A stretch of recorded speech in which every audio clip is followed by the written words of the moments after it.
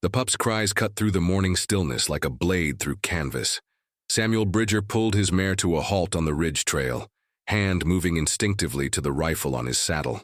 Below him, not 30 yards off, a small gray wolf pup sat in the middle of the rocky path, head thrown back, howling with a desperation that made his chest tighten. The animal didn't run. It didn't slink into the brush like any sensible wild thing would.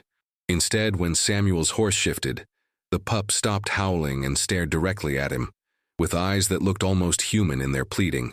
Then it did something Samuel had never seen in 23 years of riding these mountains. The pup turned, took 3 steps toward the canyon edge, looked back at Samuel, and howled again. It was waiting. The little creature's ribs showed through its matted fur, and dried blood caked one of its front paws.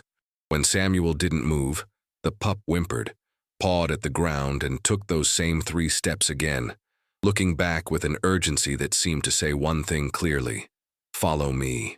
Something was terribly wrong, and this animal knew Samuel was its only chance. What I'm about to tell you today will stay with you long after you hear it. But first, I want to know something from you. Where are you listening from right now? Drop it in the comments below. I love knowing which corner of this great country you're tuning in from, whether you're in a small town or a big city, whether you're at home or on the road. And if stories like this one touch your heart, hit that subscribe button, because I've got many more to share with you. Samuel Bridger had been riding since dawn, checking the fence lines on the northern edge of his property. The November cold bit through his leather coat, and frost still clung to the sagebrush in the shadowed places where the sun hadn't reached. He'd been planning to ride straight through to the Miller place by noon, maybe trade for some salt pork and ammunition. The last thing he expected was to be staring down at a wolf pup that seemed to be asking for help. But there was no mistaking what he was seeing. The pup howled again, shorter this time, more urgent. Then it turned and limped toward the canyon edge, favoring that bloodied paw. Every few steps it stopped and looked back at Samuel, waiting. The little animal's tongue hung out, panting hard despite the cold. Samuel could see now that it wasn't just hungry, it was exhausted, desperate. He'd seen plenty of wild animals in his time, but he'd never seen one act like this. His mare, Stella, snorted and tossed her head uneasy. Samuel stroked her neck, speaking low to calm her. "Easy, girl. Easy now." He'd heard stories about wolves leading men into ambushes, old Indian tales told around campfires. But this pup couldn't weigh more than 20 pounds soaking wet. It was barely old enough to be away from its mother. That thought settled in his chest like a stone. Where was its mother? The pup whimpered again, this time adding a sharp bark that echoed off the canyon walls. It took 3 more limping steps, stopped, and sat down hard, as if its legs couldn't hold it anymore. Its whole body trembled. Samuel had seen that kind of exhaustion before, in horses ridden too hard, in cattle driven too far. This little creature had been running for a long time, running to find someone, running to find him. Samuel dismounted slowly, keeping his movements calm and steady. The pup's ears flattened against its head, but it didn't run. It watched him with those strange, intelligent eyes. He took 2 steps forward, and the pup stood again, turned, and moved toward the canyon edge. It looked back once more, and Samuel could have sworn he saw something like relief in that look, as if it knew, finally, that someone was listening. He followed on foot, leading Stella by the reins. The pup moved faster now, despite the limp, picking its way down a narrow game trail that curved along the canyon wall.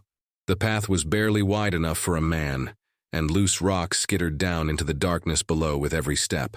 Samuel had hunted these mountains for years, but he'd never taken this particular trail.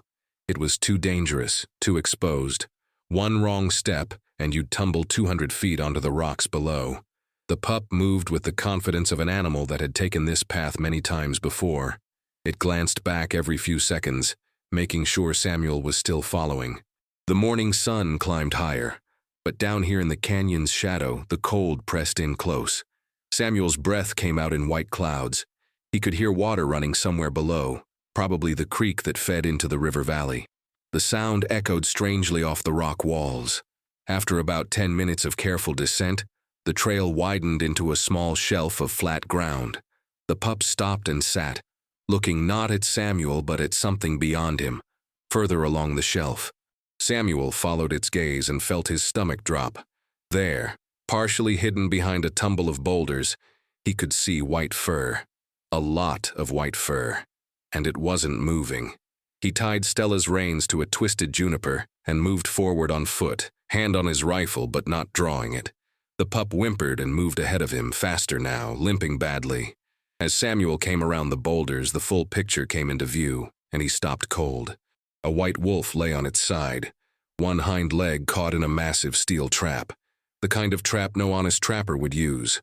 The kind that had been outlawed in most territories for being too cruel. The wolf's leg was mangled, twisted at an angle that made Samuel wince. The white wolf's head lifted at their approach, her eyes, pale gold like honey in sunlight, fixed on Samuel with an intensity that made him take an involuntary step back. She was larger than any wolf he'd ever seen, her coat pure white except for the blood that matted her fur around the trap. She didn't snarl or snap. She just watched him, breathing hard, her sides heaving with each breath. The pup ran to her and pressed against her face, whimpering. Samuel crouched down, keeping his distance. The trap's chain was anchored to a heavy iron stake driven deep between the rocks. Whoever set this trap had meant to catch something big and keep it caught. The white wolf had been here long enough that the ground around her was torn up from her struggles. Dried blood painted the rocks. Fresh blood still oozed from where the trap's teeth bit into her leg. She'd fought hard, but the trap had won. "Easy now," Samuel said softly, the same voice he used with spooked horses. "Easy, Mama. I'm not here to hurt you." The white wolf's ears flicked forward at his voice, but she didn't take her eyes off him. The pup pressed closer to her and she lowered her head to touch her nose to the little one's face.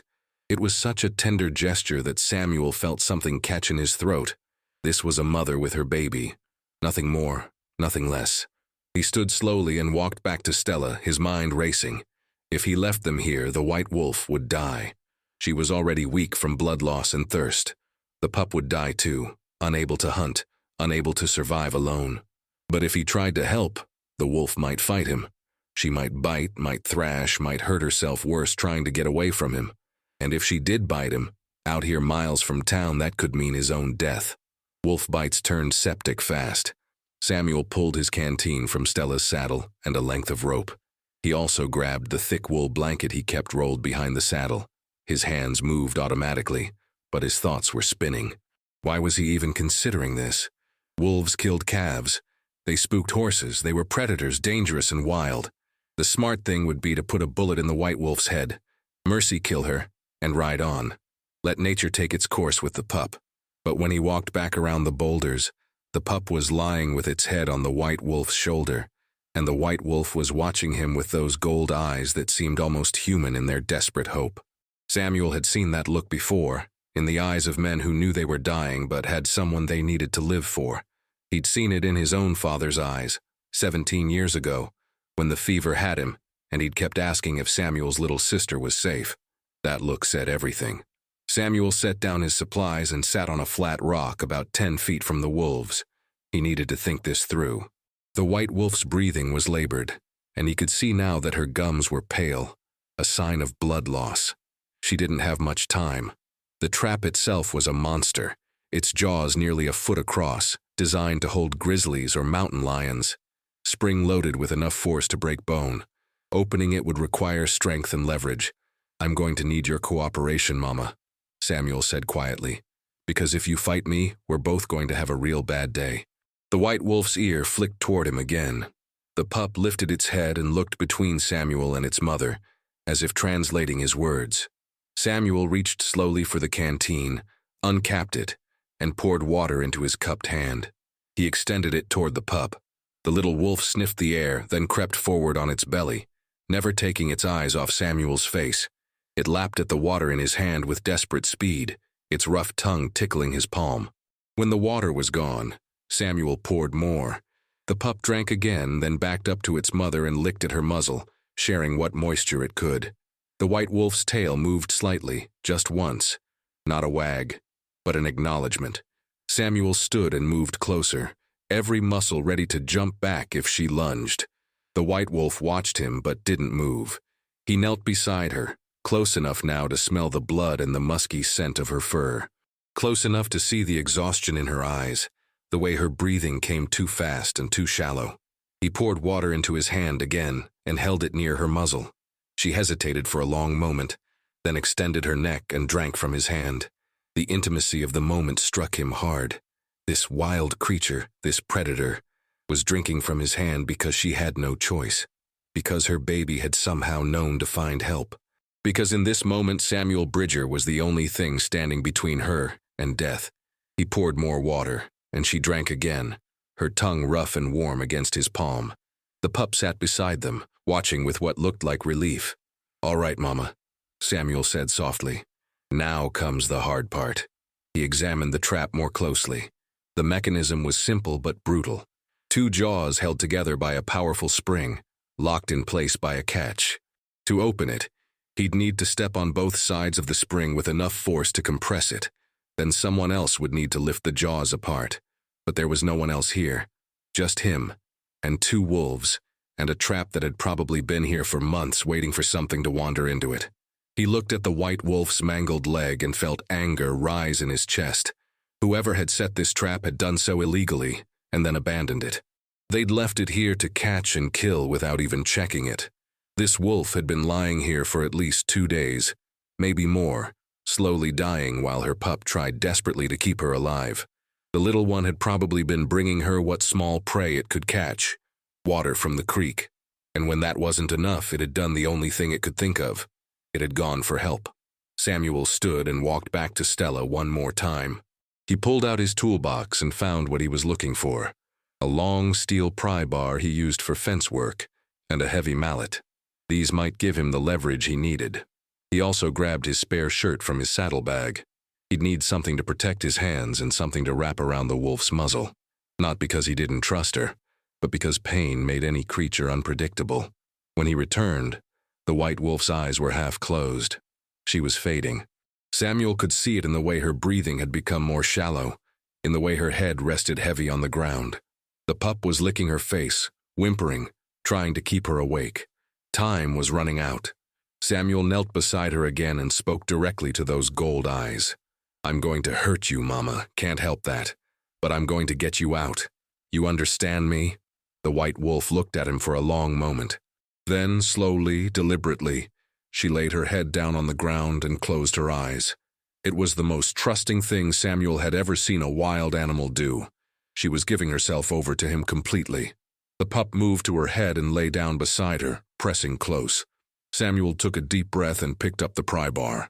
His hands were shaking slightly, but his resolve was solid as iron. He positioned the pry bar under one side of the trap's spring mechanism and leaned his full weight onto it. The metal groaned but didn't give.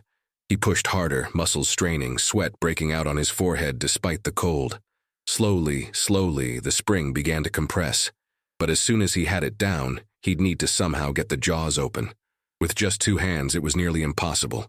He'd need 3 hands at minimum. 1 to hold the bar, 2 to open the jaws. Samuel stopped and sat back, breathing hard. Think. There had to be a way. He looked at the rope, at the pry bar, at the rocks around them. Then an idea came to him. It was risky, but it might work. He could wedge the pry bar under the spring and use rocks to hold it in place, keeping the spring compressed while he worked on the jaws. It wasn't perfect, but it was all he had. He worked quickly now, knowing every minute mattered. He found 2 large rocks and positioned them carefully. Then he worked the pry bar back under the spring, compressed it with all his strength, and wedged the rocks in place to hold the pressure. The setup held. The spring stayed compressed. Now for the hard part. He'd need to force the jaws apart while the white wolf's leg was still between them. If he slipped, if anything went wrong, the trap could slam shut again and do even more damage. Samuel wrapped his spare shirt around his hands for protection and gripped the trap's jaws. They were slick with blood. He planted his feet and pulled, trying to force them apart. They didn't budge. He adjusted his grip, braced differently, and pulled again. This time he felt the slightest movement. The catch mechanism was stiff from rust and blood. He pulled harder, his shoulders screaming in protest, and suddenly the jaws gave way. They opened 2 inches, then 4, then 6. "Come on, Mama," Samuel said through gritted teeth. "Pull your leg out. Come on." But the white wolf didn't move. She was barely conscious now, her breathing so shallow he could barely see her sides moving. The pup jumped up and grabbed its mother's scruff, pulling, trying to help. Samuel held the jaws open with every ounce of strength he had, but he couldn't hold them forever. His arms were already shaking. If the wolf didn't move soon, he'd have to let go, and they'd be back where they started. Samuel made a decision. Still holding the jaws with one hand, he reached with the other and grabbed the white wolf's leg just above the trap. She yelped, a sound of pure pain that made the pup howl in response. But Samuel didn't stop. He pulled her leg free of the trap's teeth and immediately let go of the jaws. They snapped shut with a sound like thunder, missing his hand by inches. The pry bar shot out from under the rocks, and the whole trap mechanism shook with the force of the spring releasing. Samuel fell backward, his heart hammering. That had been too close. He looked at his hands and saw they were shaking uncontrollably. But when he looked at the white wolf, her leg was free, mangled, bleeding, possibly broken, but free. The pup was licking her face frantically, and the white wolf's eyes opened slowly. She looked at her freed leg, then at Samuel. For a moment, nothing moved. Then the white wolf did something Samuel would never forget. She lifted her head with obvious effort and touched her nose to his outstretched hand. Samuel sat perfectly still, barely breathing. The white wolf's nose was cold and wet against his palm, and he could feel her labored breath. It lasted only a moment before she lowered her head back to the ground, exhausted. But that single gesture changed everything. She had thanked him. A wild animal, a predator, had shown gratitude. Samuel had spent his whole life around animals, and he knew what he'd just witnessed. This was no ordinary wolf. He moved quickly now, knowing she was still in danger. The leg was a mess, torn and bleeding, possibly fractured. He needed to stop the bleeding first, then figure out how to get her off this mountain. He grabbed his spare shirt and tore it into strips, working with hands that had steadied now that he had a clear purpose. The white wolf watched him but didn't pull away when he reached for her injured leg. "Easy, Mama," he said softly. "This is going to hurt, but I need to wrap it." He worked as gently as he could, cleaning the wounds with water from his canteen, then binding the leg tightly to slow the bleeding. The wolf whimpered once, a sound that cut through him, but she didn't snap or struggle. The pup sat close by, watching every move Samuel made with those intelligent eyes. When Samuel finished wrapping the leg, the pup moved forward and sniffed his work, as if inspecting it. Samuel sat back and assessed the situation. The white wolf was too large and too weak to carry. She had to weigh at least 90 pounds, and the trail back up was too narrow and treacherous for him to manage her weight. Stella couldn't come down here either. The path was too dangerous for a horse. He looked around the small shelf of flat ground, searching for options. That's when he noticed something he'd missed before. Behind another tumble of rocks, partially hidden, was a dark opening, a cave. He stood and walked over to investigate. The cave entrance was low, barely 4 feet high, but when he ducked inside, he found it opened into a surprisingly large space. The floor was covered in dried grass and leaves, arranged almost like bedding. This was their den. The white wolf had been living here with her pup, probably for months. The walls protected them from wind, and the entrance was hidden enough to keep them safe from other predators. Or at least, it had been safe until that trap. Samuel came back out and looked at the white wolf. She was watching him, her gold eyes tracking his every movement. "Can you move, Mama?" he asked. "Can you get into that cave?" The wolf didn't respond, of course, but Samuel thought he saw understanding in those eyes. He walked over and knelt beside her. The pup immediately pressed against his leg, and Samuel reached down to scratch behind its ears. The little thing leaned into his touch, starved for comfort. "All right," Samuel said. "Let's try this together." He positioned himself at the white wolf's shoulder and spoke to her in the same calm voice he used with injured horses. "I'm going to help you stand. On 3. 1, 2, 3. He pushed gently at her shoulder, and the white wolf struggled to get her front legs under her. She made it halfway up before collapsing back down with a sound that was half whimper, half growl. She was too weak. Samuel made a decision. He spread his wool blanket on the ground beside her and, working carefully, rolled her onto it. She was heavier than he'd expected, all muscle under that thick white fur. She growled once, low and warning, but didn't try to bite. The pup danced around them anxiously, whimpering. Once Samuel had her positioned on the blanket, he grabbed two corners and began to drag her toward the cave entrance. It was slow work, and every few feet he had to stop and adjust his grip. The white wolf's head lolled to the side, and Samuel could see she was slipping in and out of consciousness. That worried him more than anything. If she went into shock, if her body decided it had endured too much, she wouldn't wake up. He pulled harder, muscles straining, and finally got her through the cave entrance. Inside, he dragged her to the back where the bedding was thickest and positioned her as comfortably as he could. The pup immediately curled up against its mother's belly, burrowing into her fur. The white wolf's breathing was shallow but steady. Samuel covered her with his blanket and stepped back. In the dim light of the cave, with her white fur and the pup pressed against her, they looked almost peaceful. But Samuel knew she wasn't out of danger, not by a long shot. She needed food, water, and time to heal. Things that would require him to come back. Things that would require him to make a choice. He could walk away now. He'd freed her from the trap, got her to shelter, wrapped her wounds. He'd done more than most men would. The white wolf and her pup had a chance now, which was more than they'd had an hour ago. He could ride to the Miller place, trade for his supplies, and forget he'd ever seen them. Let nature decide whether they lived or died. It would be the practical thing to do, the smart thing. Samuel stood at the cave entrance, looking back at the two wolves. The pup had fallen asleep, exhausted from its ordeal. The white wolf's eyes were closed, her sides rising and falling in that too shallow rhythm. And Samuel thought about his father, about the look in his eyes when he'd been dying, asking if Samuel's little sister was safe. Samuel had been 17, barely old enough to be the man of the house, but he'd promised. He'd said yes, she's safe, and his father had closed his eyes and died peacefully.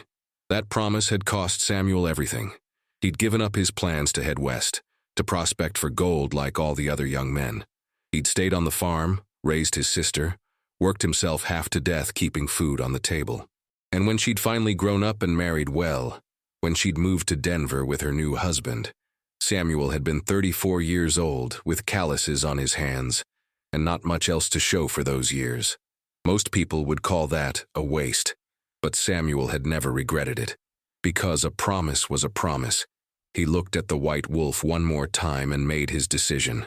"I'll be back, Mama," he said quietly. "You hear me?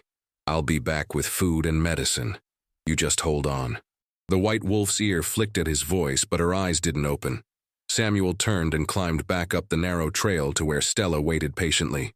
His whole body ached, and his hands were torn up from the trap, but his mind was clear. He knew what he had to do. The ride to the Miller place took 2 hours. Samuel pushed Stella harder than he liked, but he needed to get back before dark. Jacob Miller was surprised to see him come riding in so fast, and even more surprised when Samuel asked for laudanum, clean bandages, and a haunch of venison in addition to the salt pork. "You hurt?" Miller asked, eyeing Samuel's torn hands. "Or you got someone at your place who is?" "Neither," Samuel said, counting out coins onto Miller's counter. "Just need them for something I'm working on." Miller gave him a long look, the kind of look that said he knew Samuel was holding something back. But he didn't press. That was one thing Samuel appreciated about Jacob Miller.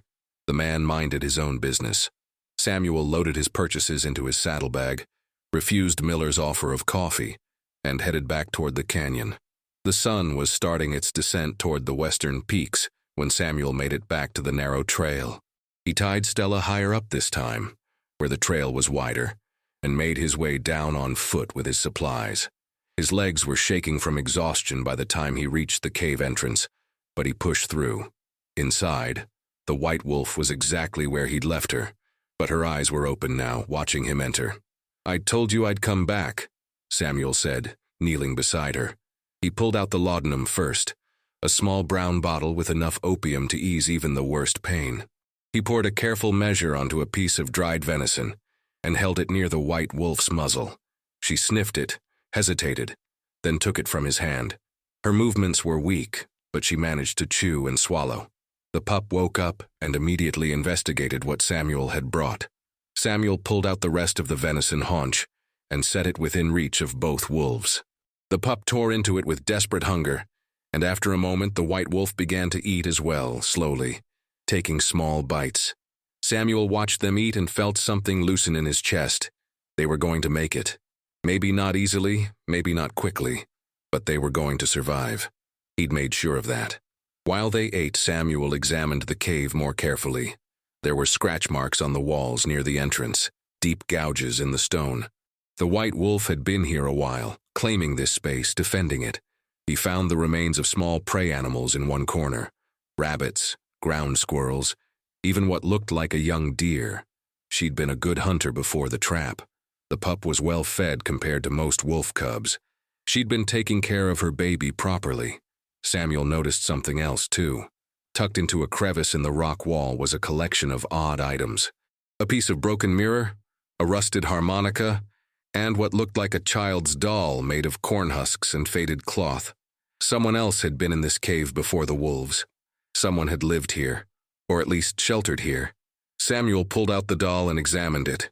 It was old, years old, handmade with careful stitches. A girl's toy. He was about to put it back when he noticed something sewn into the doll's cloth body. Letters. He held it closer to the cave entrance where the light was better. The stitching was crude but readable. Sarah Miller, 1867. Samuel's blood went cold. Sarah Miller, Jacob Miller's daughter. She'd disappeared 12 years ago during a winter storm. The whole territory had searched for her. They'd found nothing.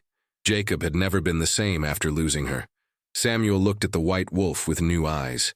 This cave had been Sarah's shelter. She'd been here, probably lost and scared, trying to survive the storm. The doll, the mirror, the harmonica, these were her things. And if she'd been here, if she'd died here, there might be other remains. Samuel forced himself to search the cave more thoroughly, dreading what he might find. But there was nothing. No bones, no clothes, no sign of Sarah Miller except for these small possessions. The white wolf watched him search, and Samuel wondered if she knew. If she'd found bones here when she'd first claimed this cave and carried them out, following some instinct to clean her den. Or if Sarah had somehow survived, had left these things behind and made it down the mountain. Samuel knew he'd never have those answers, but he carefully gathered Sarah's possessions and put them in his coat pocket. Jacob Miller deserved to have them, deserved to know his daughter had at least found shelter. Samuel sat with the wolves until the laudanum took effect, and the white wolf's breathing deepened into sleep. The pup had eaten its fill and curled back up against its mother, already dozing. Samuel covered them both with his blanket again and prepared to leave. But as he stood, the white wolf's eyes opened one more time. She looked at him with an intensity that made him pause. Then she did something extraordinary. She pushed the pup with her nose, gently but firmly, pushing it toward Samuel. The pup stumbled forward, confused, and looked back at its mother. The white wolf pushed it again, more insistently. Samuel understood what she was asking. If she died, if the laudanum and rest weren't enough, she wanted Samuel to take her pup. She was giving him her baby. The trust in that gesture, the desperate love, made Samuel's throat tight. "I won't let anything happen to either of you," he promised. "You hear me, Mama? Both of you are going to be fine." But even as he said it, he knew the white wolf was right to worry. Her leg was badly damaged, possibly beyond healing. Infection could set in. Fever could take her. She was preparing for the worst, making sure her pup would survive even if she didn't. Samuel reached out and placed his hand on her head between her ears. She closed her eyes at his touch. "I'll watch over him," Samuel said quietly. "If it comes to that, I'll watch over him. You have my word." The white wolf exhaled slowly, and Samuel felt her relax under his hand. She'd heard him. She'd understood. And somehow, that was enough. Samuel left the cave as twilight painted the canyon walls purple and gold. Stella was waiting patiently where he'd left her, and Samuel mounted slowly, his whole body aching. He looked back once at the cave entrance, barely visible now in the gathering darkness. Then he turned Stella toward home. The ride back to his ranch took 3 hours in the dark. Samuel let Stella pick her way carefully along the trail, while his mind turned over everything that had happened. He kept thinking about that moment when the pup had first howled at him on the trail. What if he'd ridden past? What if he'd ignored it? Dismissed it as just a wild animal making noise? The white wolf would be dead now. The pup would starve.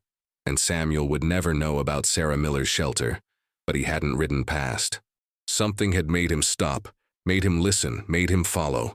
His father used to say that life put choices in front of you, and the choices you made defined the kind of man you were.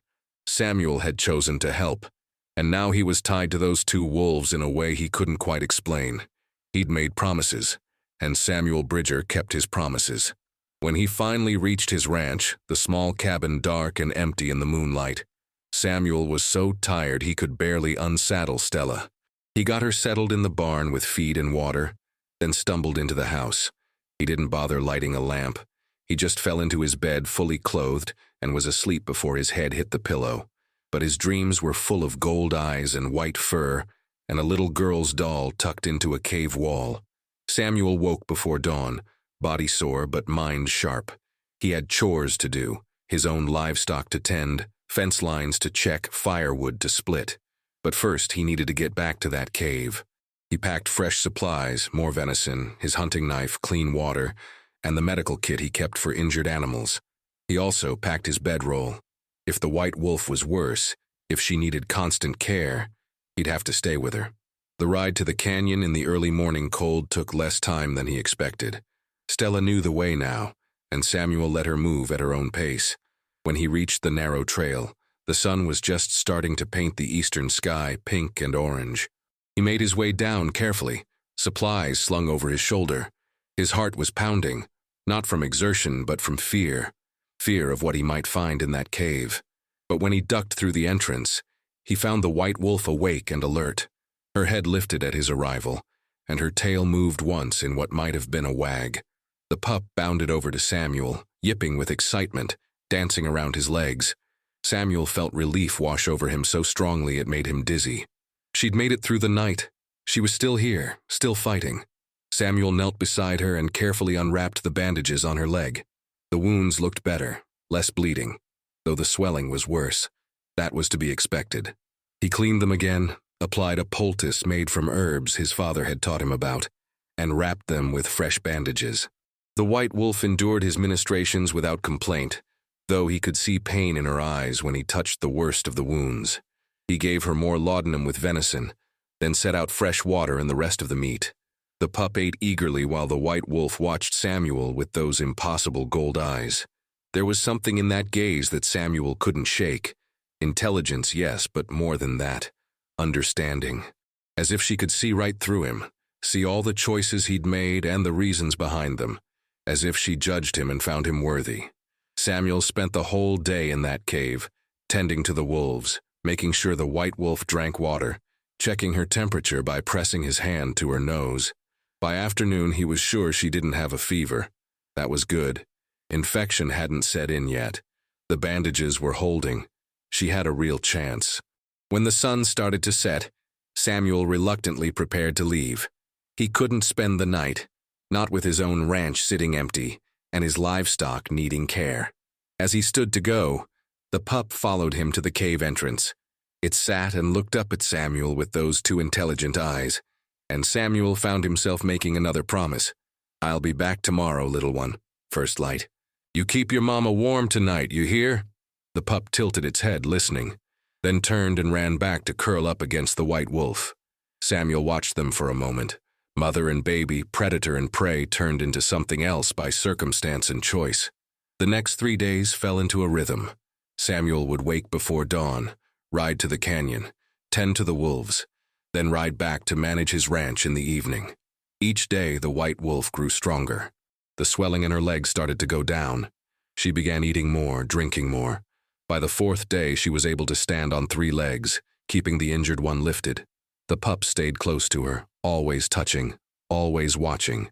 On the 5th day, Samuel arrived to find the white wolf standing at the cave entrance, waiting for him. She was still favoring the injured leg badly, but she was up. She was moving.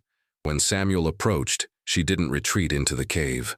Instead, she limped forward 2 steps and touched her nose to his hand again, just as she had that first day. The gesture was becoming a greeting between them, a language of its own. Samuel sat with them for hours that day, not doing much, just being present. The pup played around his legs, chewing on his bootlaces, pouncing on his hands.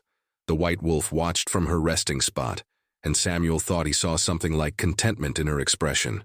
This cave had become a strange kind of sanctuary, a place where man and wolf existed together without fear, without violence, just survival and companionship. But Samuel knew it couldn't last forever. Winter was coming hard and fast. Already the nights were bitter cold, and snow would start falling within weeks. The white wolf couldn't hunt with that leg. She couldn't provide for her pup, and Samuel couldn't keep making this ride every day once the snow fell. The trail would become impassable. They needed a different solution. Samuel had been avoiding thinking about it, but he couldn't avoid it anymore.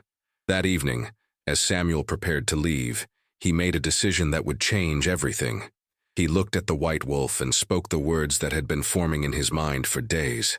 "I'm going to take you home with me, Mama. Both of you. My ranch has a barn, shelter from the weather. I can watch over you there, make sure that leg heals proper. And when spring comes, when you're strong again, I'll bring you back here if you want. But you can't stay here through winter. You won't make it." The white wolf looked at him for a long moment. Then she glanced at her pup, at the cave that had been their home, and back to Samuel. He couldn't know what she was thinking, but he thought he saw acceptance in those gold eyes. She knew he was right. She knew her choices were down to trust or death, and she'd already chosen to trust him once. Now she'd have to choose again. The next morning, Samuel returned to the canyon with a plan that seemed impossible in the daylight. He'd brought thick rope, more blankets, and a travois he'd fashioned from 2 long poles and canvas. Getting the white wolf up that narrow trail would be dangerous for all of them, but leaving her here meant certain death. His hands were steady as he tied Stella's reins to the juniper, but his heart hammered against his ribs. This was the moment. Either the white wolf would trust him completely, or everything he'd done would be for nothing. He entered the cave and found both wolves awake, watching the entrance as if they'd been expecting him. The white wolf struggled to her feet, balancing on 3 legs, her gold eyes locked on Samuel's face. The pup circled his legs, whimpering softly. Samuel knelt and spread the canvas on the cave floor. "I need you to lie down on this, Mama," he said quietly. "I'm going to pull you up that trail. It's going to be rough, but it's the only way." The white wolf looked at the canvas, then at Samuel, then at her pup. For a long moment, she didn't move. Samuel could see the conflict in her eyes. Every instinct she had told her to run, to fight, to protect her baby from this human. But she'd seen what he could do. She'd felt his hands heal her wounds, bring her food, keep her alive. Finally, with a low whine, she limped over to the canvas and lay down. She placed her head on her paws and closed her eyes. Complete surrender. Samuel's throat tightened. He'd seen trust before, but never like this. He worked quickly, wrapping the canvas around her carefully, making sure her injured leg was protected. The pup watched every movement, occasionally licking its mother's face. When Samuel had the wolf secured, he attached the ropes and began the slow, agonizing process of dragging the travois out of the cave and onto the narrow trail. His shoulders screamed in protest. His hands, already raw from the trap, bled through the bandages. The climb up was a nightmare. Every few feet, Samuel had to stop and brace himself, making sure the travois didn't slip backward. The white wolf lay perfectly still, even when the travois scraped over rocks or tilted dangerously on the narrow path. The pup followed close behind, occasionally stopping to press its nose against its mother's face. Twice, Samuel nearly lost his footing on loose stones. Once the rope slipped through his torn hands, and he had to grab it again before the whole thing slid backward. It took over an hour to reach the top. When Samuel finally pulled the travois onto flat ground, he collapsed beside it, breathing hard, arms trembling with exhaustion. Stella nickered softly, and the pup immediately climbed onto the travois to check on its mother. The white wolf opened her eyes and looked at Samuel. He could have sworn he saw gratitude there, mixed with something else. Relief. They'd made it. The hardest part was over. Samuel rigged the travois to Stella's saddle, tying it securely so it would drag behind the horse without tipping. The white wolf watched every movement, her breathing shallow but steady. When everything was ready, Samuel mounted Stella and spoke to the mare softly. "Easy, girl. Nice and slow. We've got precious cargo." Stella seemed to understand. She moved carefully, testing the weight behind her, then started forward at a gentle walk. The journey to Samuel's ranch took 4 hours.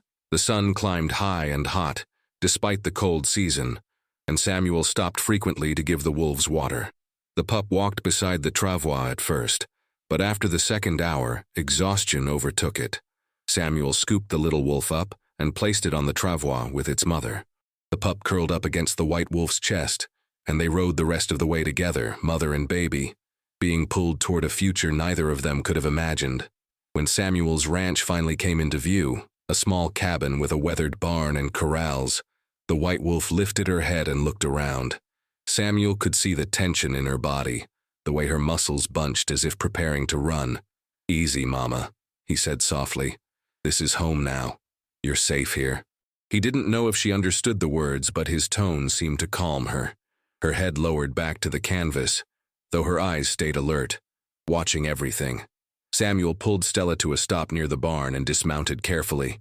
His whole body ached, but he moved with purpose now. He'd prepared a stall in the back of the barn days ago just in case he decided to do this. Fresh straw covered the floor, and he'd hung canvas over the walls to keep out drafts. It wasn't the cave, but it was warm and dry. He untied the travois and carefully dragged it into the stall. The white wolf's nostrils flared as she took in the new smells. Hay, leather, horse, wood smoke, things foreign to her wild senses. She tried to stand, but Samuel gently pressed on her shoulder. "Not yet, Mama. Let me get you settled first." He spread thick blankets over the straw and carefully transferred her from the travois to the makeshift bed. The pup immediately jumped down and began exploring every corner of the stall, sniffing everything, its tail wagging despite its exhaustion. Samuel brought fresh water and more venison. The white wolf drank deeply, the first sign of real strength he'd seen in days. When she finished, she looked directly at him, and Samuel saw something shift in those gold eyes. Not just trust anymore, something deeper, recognition, as if she finally understood what he'd done, how far he'd gone to save her life. She lowered her head and made a soft sound, almost like a whimper but gentler. The pup ran over and curled up beside her. "You rest now," Samuel said, standing slowly. "I'll be right outside if you need anything. You're home, Mama. Both of you." He backed out of the stall, leaving the door open just a crack so he could check on them. Then he stumbled into his cabin, fell into a chair, and let the exhaustion finally take him. His hands were ruined, his body was wrecked, but he'd done it. He'd brought them home. The white wolf and her pup were safe. Samuel woke hours later to the sound of howling. He bolted upright, heart racing, and ran to the barn. But when he looked into the stall, he found the white wolf sitting up, head thrown back, singing to the rising moon. The pup sat beside her, adding its small voice to hers. They weren't howling in pain or fear. They were singing, announcing their presence, claiming this new territory as their own. Samuel stood in the doorway, listening, and felt tears sting his eyes. The next weeks fell into a new rhythm. Every morning, Samuel would tend to his livestock, then spend hours in the barn with the wolves. He changed the white wolf's bandages daily, applied fresh poultices, gave her laudanum when the pain was bad. Slowly, steadily, she grew stronger. The pup grew bolder, playing with everything it could find, chewing on rope and leather, pouncing on barn cats that quickly learned to avoid the stall. By the third week, the white wolf could stand on all four legs, though she still favored the injured one. Samuel walked her around the barn, supporting her weight when she stumbled. The pup followed faithfully, always between them, as if herding them together. Samuel found himself talking to the wolves constantly, telling them about his day, about the weather, about his sister in Denver. The white wolf would watch him as he spoke, her head tilted, as if she understood every word. One morning, Samuel entered the barn to find the white wolf standing at the stall door, pawing at it gently. When she saw him, she made a soft chuffing sound and looked toward the barn entrance. Samuel understood. She wanted out. She wanted to see the sky, feel the wind, stretch her healing legs. He hesitated only a moment before opening the stall door. "Stay close, Mama," he said. "Don't make me regret this." The white wolf limped out of the barn with dignity, her pup bouncing beside her. She stopped in the yard and stood perfectly still, nose lifted to the wind. Her eyes closed, and Samuel could see her body relax as she breathed in the mountain air. The pup ran circles around her, yipping with joy at the open space. For a moment, Samuel held his breath, wondering if she would run, If this was the moment she'd leave him. But the white wolf didn't run. She turned and looked at Samuel, then limped over to where he stood. She sat beside him, close enough that he could feel the warmth of her body, and together they watched the pup play. Samuel reached out slowly and placed his hand on her head, between her ears, the way he'd done in the cave. The white wolf leaned into his touch and closed her eyes. She'd made her choice. She was staying. The days grew colder, and the first snow fell in late November. Samuel woke one morning to find 3 inches of white powder covering everything. He dressed quickly and went to check on the wolves, worried about how the white wolf would handle the cold. But when he entered the barn, he found the stall empty. His heart stopped. The barn door stood slightly ajar, and fresh paw prints led out into the snow. Samuel followed the tracks, his breath coming fast. They led around the cabin toward the tree line. His mind raced with possibilities. Had she left? Had she finally decided to return to the wild? But then he saw them.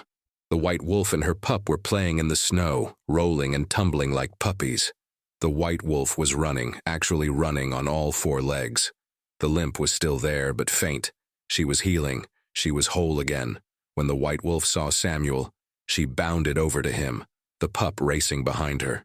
She jumped up, placing her front paws on his chest, nearly knocking him over. Samuel laughed, the sound surprising him. He couldn't remember the last time he'd laughed like that. The white wolf licked his face once, then dropped down and ran off again, the pup chasing her. Samuel stood in the snow, watching them play, and felt something warm spread through his chest. Joy. Pure, simple joy. Christmas came quietly. Samuel had never been one for celebrating, not since his sister left. But this year felt different. He cooked a special meal, roasted a rabbit for himself and venison for the wolves.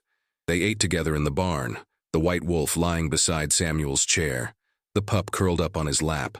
Outside, snow fell softly, and inside, a small family Samuel never expected to have sat together in peace.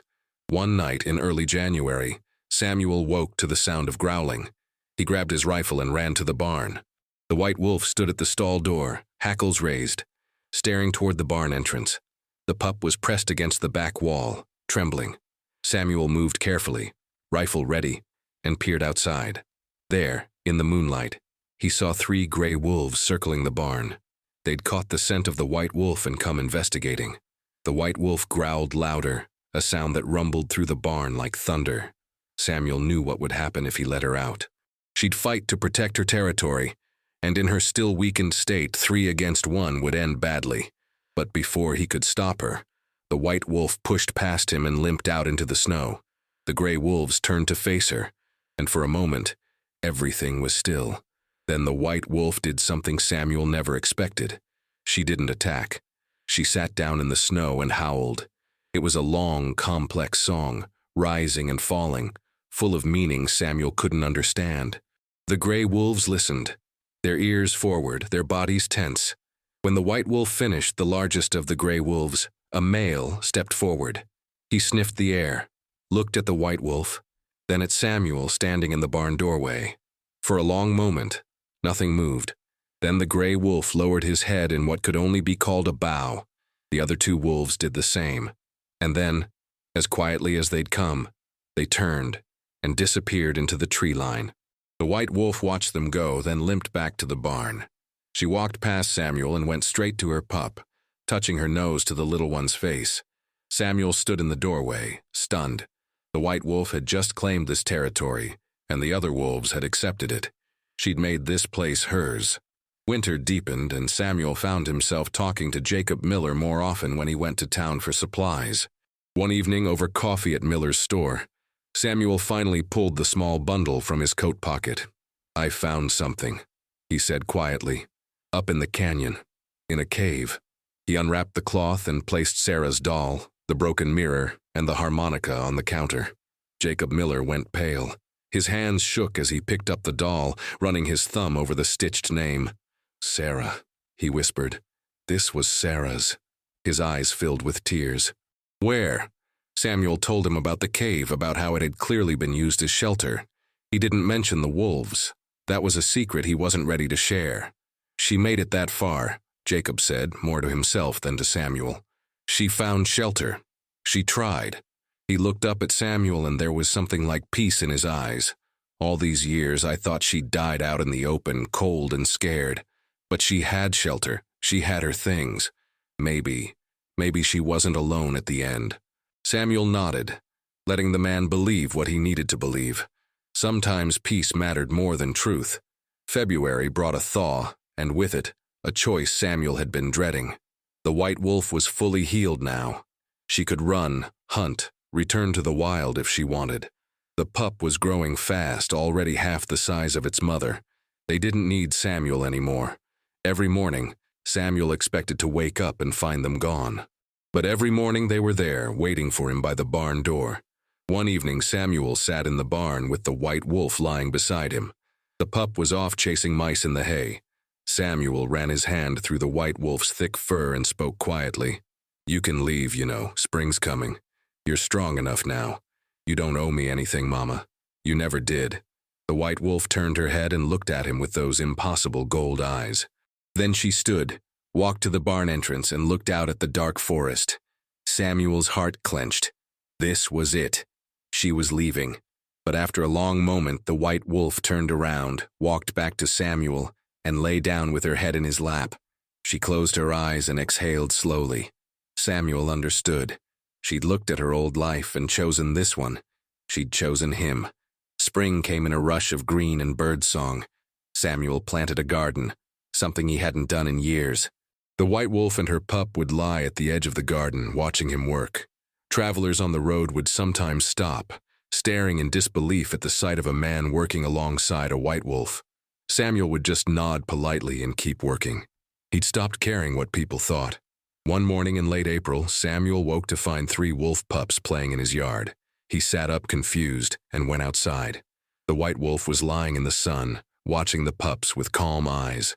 Took Samuel a moment to understand. These were her other children, the ones she'd been separated from before the trap. Somehow, impossibly, they'd found her. The gray wolf from that winter night emerged from the trees, and Samuel understood. The male had helped. He'd brought the white wolf's family back to her. The gray wolf and Samuel looked at each other for a long moment. Then the gray wolf bowed his head again, the same gesture from before, and disappeared back into the forest. The 3 new pups tumbled over to investigate Samuel, sniffing his hands, pulling at his pant legs. The white wolf watched it all, and if a wolf could smile, Samuel would have sworn she was smiling. Her family was whole again, and Samuel was part of it. Summer arrived with long, golden days. Samuel's ranch thrived in ways it never had before. The wolves kept predators away from his livestock. They hunted together, bringing down deer and elk, always leaving the best cuts at Samuel's door. The youngest pup, the gray one who'd first led Samuel to the trap, stayed closest to him, following him everywhere like a shadow. Samuel named him Scout. One evening, as Samuel sat on his porch watching the sunset, the white wolf came and sat beside him. Her 4 pups were playing in the yard, tumbling over each other, full of life and joy. The white wolf leaned against Samuel's leg, and he placed his hand on her head, that familiar gesture that had become their language. "Thank you, Mama," Samuel said quietly, "for trusting me, for staying, for showing me what family means." The white wolf looked up at him with those gold eyes that had first held desperate hope, then gratitude, then trust, and now something that looked remarkably like love. She touched her nose to his hand one more time, the gesture that had started it all in that cave so many months ago. And Samuel understood that some promises weren't burdens. Some promises were gifts. Some promises saved not just the ones you made them to, but yourself as well. As the sun set over the mountains, painting the sky in shades of orange and purple, Samuel Bridger sat surrounded by his unlikely family, a white wolf and her pups, a man who'd learned that the measure of a life wasn't in what you gained, but in who you chose to save. The white wolf howled softly, and her pups joined in, their voices rising together into the twilight. Samuel closed his eyes and listened. It was the most beautiful sound he'd ever heard. Sometimes the bravest thing we can do is stop when something asks for help. Sometimes the greatest treasures aren't gold or land, but the trust of a wild heart and the family we build from impossible choices. Has a moment of compassion ever changed your life? Have you ever stopped when everything told you to keep going? Share your story in the comments. I read every single one.